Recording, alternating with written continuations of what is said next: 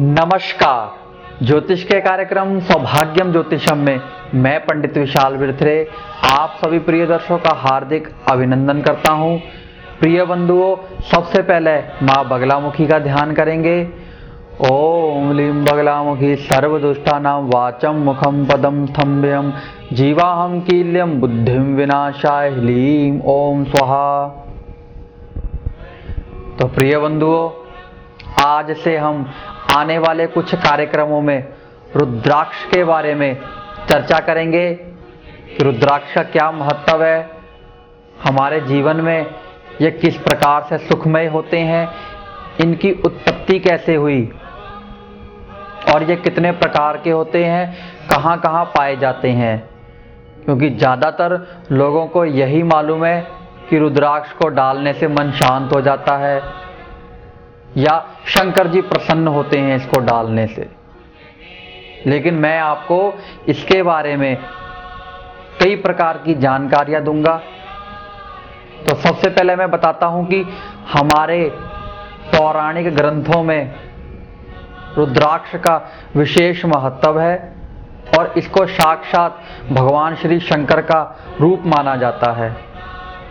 शिव पुराण, स्कंद पुराण, लिंग पुराण में रुद्राक्ष को हमारे जीवन में 3 प्रकार से उपयोगी माना गया है। कैसे कि एक तो धार्मिक दृष्टिकोण से, वैज्ञानिक दृष्टिकोण से और औषधीय दृष्टिकोण से। हम लोग रुद्राक्ष को एक माला में पिरोकर गले में धारण करते हैं या फिर उसकी अपने मंदिर देवालय में पूजा स्थान में रखकर उस रुद्राक्ष की पूजा करते हैं। तीसरा, कई प्रकार की औषधियाँ जो आयुर्वेदिक औषधियाँ होती हैं उसमें रुद्राक्ष का प्रयोग किया जाता है बीमारियों को दूर करने के लिए। कहते हैं कि जिनके गले में रुद्राक्ष डाला हो उसके घर में कभी अन्न, धन और वस्त्र की कमी नहीं रहती है, सुख समृद्धि हमेशा उनके पास होती है। दूसरी बात, जिनके घर में रुद्राक्ष की पूजा होती है उनके घर में हमेशा वैभव रहता है, भगवान शंकर का आशीर्वाद हमेशा रहता है, वह लोग रोगों से निवृत्त होते हैं, उनके घर में बीमारियां बहुत कम, ना के बराबर होती हैं। तो यह तो था रुद्राक्ष का प्रयोग। अब रुद्राक्ष शब्द क्या है? रुद्र जमा अक्ष, इसके पीछे भी एक कथा है। रुद्र यानी कि भगवान शंकर को रुद्र रूप माना गया है। अक्ष का मतलब होता है आंखों से निकले हुए आंसू। एक वृतांत है, एक कथा है जो कि धार्मिक ग्रंथों में पाई जाती है। स्कंद पुराण में इस कथा का विवरण दिया गया है। कहते हैं कि एक समय में पाताल लोक का राजा मय जिसका नाम था, वह पाताल लोक में राज करता था। उसको ऐसा लगा कि पाताल के बाद भी हमें पृथ्वी लोक, गंधर्व लोक, देवलोक को जीतना चाहिए और असुरों की शक्ति को सब जगह पर विस्तार पूर्वक करना चाहिए। इसी को देखते हुए उस मय ने पृथ्वी पर आक्रमण किया, पृथ्वी को विजय किया और हिमालय पर 3 दुर्गों का निर्माण किया, जिसमें एक दुर्ग सोने का, एक चांदी का और एक लोहे का, जिससे उस मय राजा का नाम त्रिपुरासुर पड़ा। उसने वहां पर अपने दानवों को, अपने राक्षसों को विराज किया और वह दुर्ग इतने ज्यादा मजबूत थे कि उनको कोई भेद नहीं सकता था। इसके बाद उसने गंधर्वों को जीता, फिर देवताओं पर आक्रमण करके इंद्र आदि के सिंहासनों को जीत लिया। इंद्र घबरा के जंगल जंगल भटकने लगे, बहुत ज्यादा दुख भोगने लगे।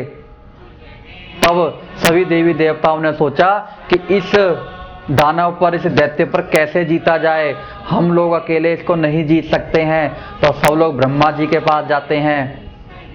ब्रह्मा जी कहते हैं कि अकेले मेरे भी वश में यह दैत्य नहीं आएगा, क्योंकि यह बहुत ज्यादा बलवान और पराक्रमी हो चुका है। तो वह सब लोग भगवान विष्णु के पास जाते हैं और भगवान विष्णु कहते हैं कि हम सब जने मिलकर सभी देवी देवता भगवान शंकर के पास जाएंगे। तब ब्रह्मा जी, विष्णु जी और सभी इंद्र आदि देवता हिमालय पर्वत पर भगवान शंकर जी के पास पधारते हैं और उनकी अर्चना वंदना करते हैं और उनको सारा वृतांत उस दैत्य के बारे में बताते हैं। तब भगवान शंकर को क्रोध आता है और वह युद्ध के लिए तैयारी करते हैं। तो सभी देवी देवता अपनी अपनी शक्ति के अनुसार भगवान शंकर को वस्तुएं देते हैं। तो ग्रंथों के अनुसार बताया जाता है कि इस पृथ्वी को उस युद्ध के लिए रथ बनाया गया और उस रथ को खींचने के लिए चतुर्भुजी भगवान ब्रह्मा जी खुद सारथी बने थे। कहा जाता है कि उस राक्षस को मारने के लिए, उस दैत्य को मारने के लिए जो धनुष बनाया गया था वह सुमेरु पर्वत था और जो तमंचा थी वह खुद सागर था। भगवान शंकर ने उस दैत्य को, दुर्ग को देखने के लिए जब वह हिमालय पर पहुंचे और जैसे ही उन्होंने धनुष की तीव्र चढ़ाई तो तीनों ही दुर्गों का नाश हो गया। राक्षस भय से इधर उधर कांपने लगे। तब भगवान शंकर ने बिल्कुल भी देरी ना करते हुए अभय तीर छोड़ा। जो तीर क्या था? भगवान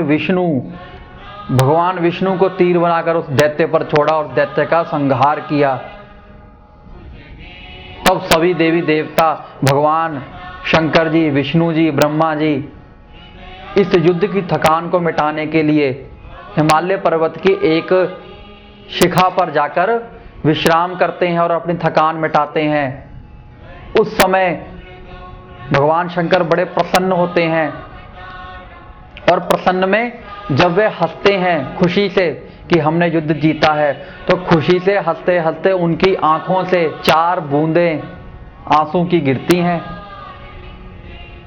अब हुआ क्या कि जहां वह बूंदें गिरी वहां पर 4 वृक्षों का निर्माण हुआ, जिन पर 4 तरह के रुद्राक्ष उत्पन्न होते हैं, जिसमें कि सफेद, काला, लाल और पीत यानी कि पीला, 4 प्रकार के रुद्राक्षों का वर्णन आता है। उन्हीं के बीजों से यह सब रुद्राक्ष उत्पन्न हुए हैं। तभी तो रुद्राक्ष नाम इन बीजों का पड़ा कि रुद्र के आंसुओं से बना हुआ रुद्राक्ष। तो यह भगवान शंकर को भी बड़ा प्रिय है, सभी देवी देवताओं को बड़ा प्रिय है। तो यह तो मैंने आपको बताया कि धार्मिक दृष्टिकोण से रुद्राक्ष का क्या महत्व है, किस तरह से इसकी उत्पत्ति हुई।